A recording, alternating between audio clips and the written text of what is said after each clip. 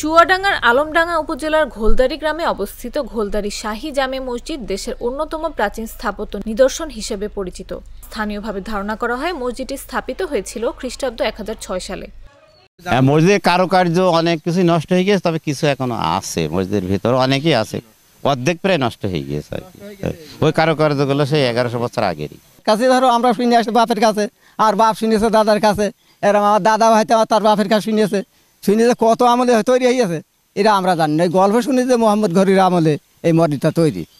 ঘোলদারি শাহী জামে মসজিদটির নির্মাণশৈলী যে কোনো ব্যক্তিকে মুগ্ধ করবে। 3 গম্বুজ বিশিষ্ট মসজিদটির স্থাপত্য শিল্প দারুণ নান্দনিক। আমরা আজকে ঘোলদারি শাহী জামে মসজিদে নামাজ পড়তে এসেছি। আমরা 3 বন্ধু মিলে এসেছি আর কি। অনেক ইচ্ছা ছিল এখানে এসে নামাজ পড়ব। ইচ্ছাটা বেশি হওয়ার কারণ হচ্ছে যে এটা অনেক আগের মসজিদ, মুঘল সম্রাটের প্রায় 1006 সালের কাছাকাছি এই মসজিদটা স্থাপিত হয়েছে। প্রবীণদের মতে বাংলা 413 সনে হযরত খায়রুল বাশার ওমর রাদিয়াল্লাহু আনহু ইসলাম প্রচারের জন্য নদীপথে এসে ঘোলদারি গ্রামে আস্তানা গড়েন এবং মসজিদটি নির্মাণ করেন। জনশ্রুতি আছে প্রথম শতাব্দীর কোনো এক সময় হযরত খায়রুল বাশার ওমর রাদিয়াল্লাহু আনহু নদীপথে আসার সময় ঘোলদারি এলাকায় শেষ হয় নদী। সে সময় ঘোলদারি এলাকায় সামান্য কিছু বাড়িঘর ছিল। তিনি ইসলাম প্রচারের জন্য ঘোলদারি গ্রামে আস্তানা গড়েন। এখান থেকেই তিনি ইসলাম প্রসারের কাজ শুরু করেন।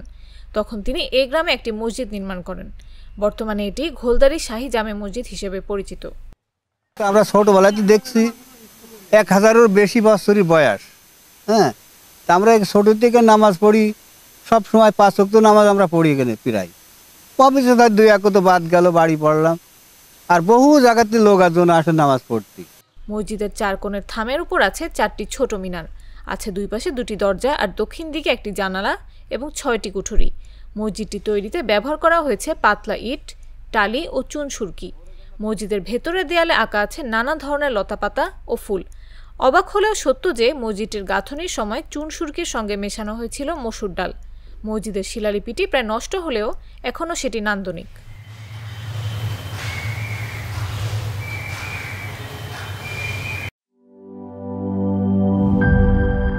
বান্ডেল থাকলে প্রতি সেনমানিতে টাকা বাঁচবে।